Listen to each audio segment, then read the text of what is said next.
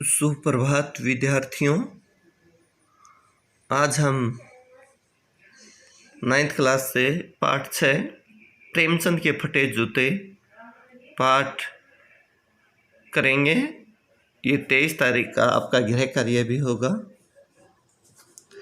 इस पाठ का मैं आपके सामने सार समझाना चाहूँगा।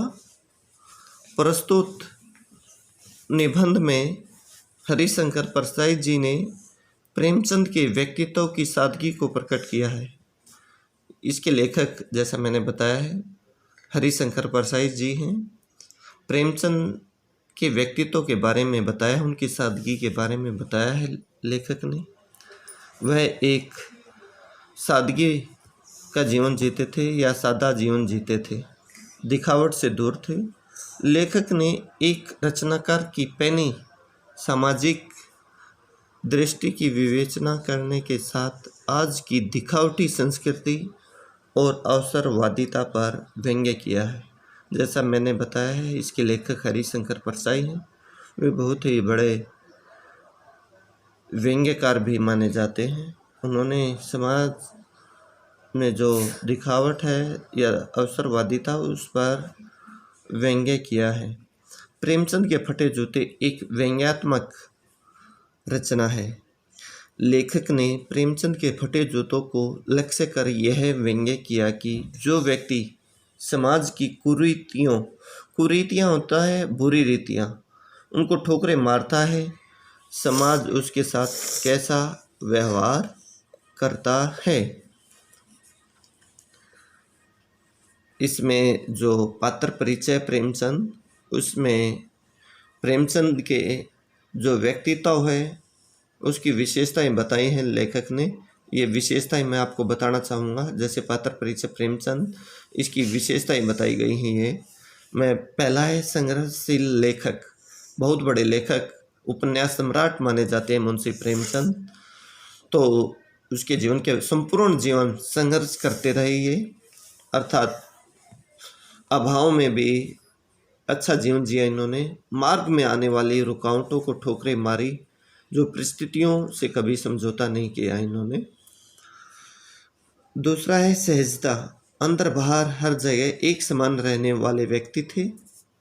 इनकी अलग अलग पोशाकें नहीं थी। पोशाकें होता है पहनावा या ड्रेस जो होती है, अलग अलग नहीं थी।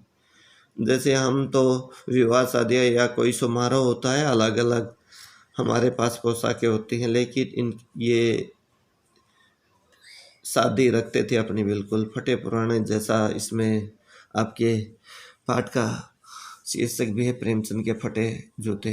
ये फोटो खिंचवा रहे हैं पत्नी के साथ, उसमें भी जूते फटे हुए हैं इनके। अंदर बाहर हर जगह एक समान रहने वाले थे। इनकी अलग अलग पोशाकें नहीं थी। फोटो खिंचवाते समय भी इनके फटे जूते थे या पहने हुए थे। मर्यादित जीवन, जीवन भर मर्यादा निभाते रहे, अपनी मर्यादा में रहे, अपने लेखन की गरिमा बनाए रखी।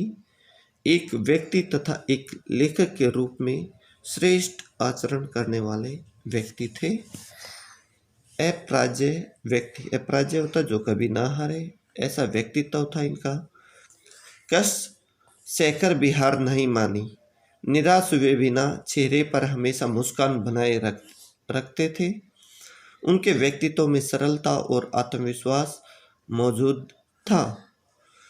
कष्टों से भरा जीवन, कष्ट या अभाव या उनके जीवन में आर्थिक रूप से कमियां थी या जीवन में अभाव थे, जीवन भर आर्थिक संकट बना रहा। सीधा साधा जीवन, फटे जूतों में भी खुश रहते। पाठ का सार इस प्रकार से है। प्रेमचंद का फोटो, पत्नी के साथ फोटो खिंचवाते समय प्रेमचंद जी सिर पर किसी मोटे कपड़े की टोपी, कुर्ता और धोती पहने हुए हैं। गालों की हड्डियां उभर आई हैं, अर्थात दिखाई दे रही हैं, अर्थात दुबले हैं मुंशी प्रेमचंद जी। ये लेखक बता रहा है हरिशंकर परसाई। पर घनी मूछों के कारण चेहरा भरा भरा दिखता है। अर्थात मूछें थोड़ी सी बड़ी थी इनकी। पाँवों में कैनवस के जूते हैं, कैनवस प्रकार होता है। फीतों की लोहे की पतरी भी निकल गई है। बाएं जूते में बड़ा सा छेद होने के कारण उंगली बाहर निकल आई है। बाएं जूते के पैर में छेद हुआ, ये आपको ध्यान रखना है। लेखक सोचता है कि यदि फोटो खिंचवाने की ऐसी पोशाक है तो वास्तव में दैनिक जीवन की कैसी होगी, अर्थात अच्छी नहीं होगी निश्चित रूप से। लेकिन ये जैसी फोटो में है मुंशी प्रेमचंद की, वो उन्होंने वैसी ही पहन रखी है। लगता है प्रेमचंद अंदर बाहर की अलग अलग पोशाक रखने वाले इंसान नहीं। फटे जूते पहनने के बावजूद उनके चेहरे पर विश्वास और बेपरवाही है। आगे है व्यंग्यात्मक हंसी। प्रेमचंद की फोटो की कृत्रिम मुस्कान के पीछे तीखा दर्द है। तीखा होता है नुकीला। फटे जूतों में फोटो खिंचवाने से प्रेमचंद ने मना क्यों ने कर दिया। ये लेखक कहता है कि भाई उन्होंने मना क्यों नहीं किया।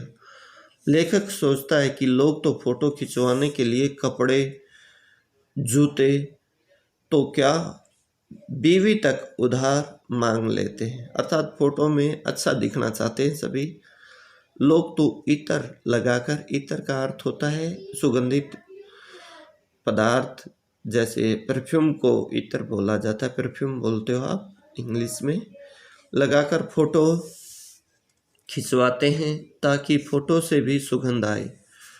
दूसरों से मांगे हुए कोट से वर दिखाई तक कर लेते हैं, जबकि प्रेमचंद से जूते भी मांगते नहीं बने। गंदे से गंदे आदमी की फोटो भी खुशबू देती है। लेखक का स्वयं का जूता ऊपर से अच्छा है। लेखक अपने बारे में बता रहा है यहाँ हरिशंकर परसाई कि मेरा जूता ऊपर से अच्छा है, भले ही तला घिस गया हो। अर्थात लेखक ऊपरी पर्दे का ध्यान रखते हैं, अर्थात दिखावट का, उंगली को बाहर नहीं निकलने देते। दिखावे की संस्कृति है, अर्थात हम सब दिखावे की तरफ आकर्षित हैं, लेकिन प्रेमचंद दिखावे से दूर थे। अर्थात हरिशंकर परसाई पूरे समाज को बताना चाह रहे हैं कि हमें दिखावे से दूर रहना चाहिए। प्रेमचंद के फटे जूतों के माध्यम से या उनकी सादगी से यही संदेश देते हैं कि जो आर्थिक हालत अच्छे न हो, उन्हें पर जो दिखावा करते हम, वो हमारे लिए अच्छा नहीं होता। प्रेमचंद ने इस ओर भी ध्यान नहीं दिया। वे पर्दे का महत्व नहीं समझते, जबकि हम सभी पर्दे पर कुर्बान हो जाते हैं। पर्दे का मतलब है दिखावे पर। प्रेमचंद की व्यंग्य भरी मुस्कान, उनकी यह व्यंग्य भरी मुस्कान ही तो, व्यंग्य होता है कटाक्ष करना, सभी के हौसले पस्त कर देती है। पस्त करना, हरा देना। क्या मतलब है इसका? कौन सी मुस्कान है यह? क्या होरी का गोदान हो गया है, या हल्कू का खेत नीलगाय चर गई? क्या सुजान भक्त का लड़का मर गया है? ये रचनाएं हैं मुंशी प्रेमचंद की। ये गोदान उपन्यास से है। होरी का गोदान हो गया, होरी मुख्य पात्र है। गोदान उपन्यास है उनका प्रसिद्ध उपन्यास है हिंदी में। हल्कू का खेत नीलगाय खा गई या चर गई है खेत को, ये पूस की रात कहानी है। सुजान भक्त का लड़का मर गया, ये भी इसमें दिखाया गया है कहानी में कि भाई कैसे डॉक्टर सुजान भक्त के लड़के को देखने नहीं आता है, जबकि डॉक्टर का लड़का बीमार होने पर या सांप द्वारा डसने पर सुजान भक्त उसका इलाज करता है, डॉक्टर के लड़के का, उसके डॉक्टर के लड़के के जीवन को बचाता है। नहीं, लेखक को तो लगता है माधो औरत के कफन के चंदे की शराब पी गया। ये कफन कहानी का प्रसंग है। माधो और कफन कहानी पढ़ोगे आप, काफ़ी अच्छी कहानी है, आपको ज़रूर पढ़नी चाहिए। मुंशी प्रेमचंद की ही कहानी है ये। भक्त कुंभन दास का जूता भी तो सीकरी, ये शतान है। सीकरी आने जाने में घिस गया था, लेकिन प्रेमचंद का जूता फट कैसे गया? जूता फटने का रहस्य लेखक को लगता है कि वे किसी सख्त चीज़ को ठोकर मारते रहे। सख्त चीज़ जो हमारे समाज में जो बुराइयां हैं उनको ठोकर मारने से मतलब है इसका सख्त चीज़ को ठोकर मार, अर्थात जो रूढ़ियां हैं उनसे संबंधित है। रास्ते में खड़े टीले से बचकर निकलने की बजाय उस पर वे जूते से ठोकर मारते रहे।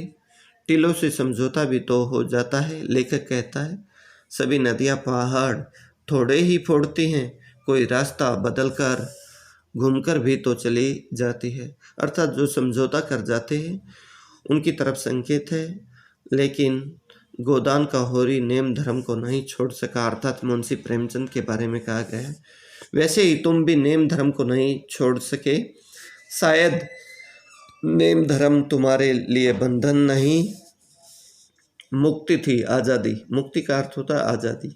प्रेमचंद के पाँव की उंगली उनको संकेत करते सी लगती है, अर्थात लेखक को, जिसे वे घृणित समझते थे। घृणित होता जिसे घृणा करते थे, उसकी तरफ हाथ की नहीं पाँव की उंगली से इशारा करते थे कि भाई देखो सादा जीवन जीना चाहिए। प्रेमचंद आज भी उन लोगों पर हंस रहे हैं जो अपनी उंगली को ढकने की चिंता में तलवे घिसाए जा रहे हैं, अर्थात तलवे से घिसने से हमें हानि होगी। प्रेमचंद ने अपना पाँव तो बचा लिया, अर्थात उसका पाँव सुरक्षित रह गया। अर्थात जीवन अंत में लेखक यही कहते हैं कि वे उनके फटे जूते की बात भी समझते हैं, उंगली का इशारा भी समझते हैं और उनकी व्यंग्य भरी मुस्कान भी समझते हैं। अर्थात कुल मिलाकर इस पाठ में हरिशंकर परसाई जी ने बताया है कि हमें दिखावा नहीं करना चाहिए। प्रेमचंद के फटे जूते के माध्यम से लेखक हरिशंकर परसाई ने यही संदेश दिया है। दिखावा करने से हमारा खुद का नुकसान होता है। तो आपको ये पाठ बड़े ध्यान से पढ़ना है। कल हम इसके प्रश्न उत्तर लिखेंगे। धन्यवाद।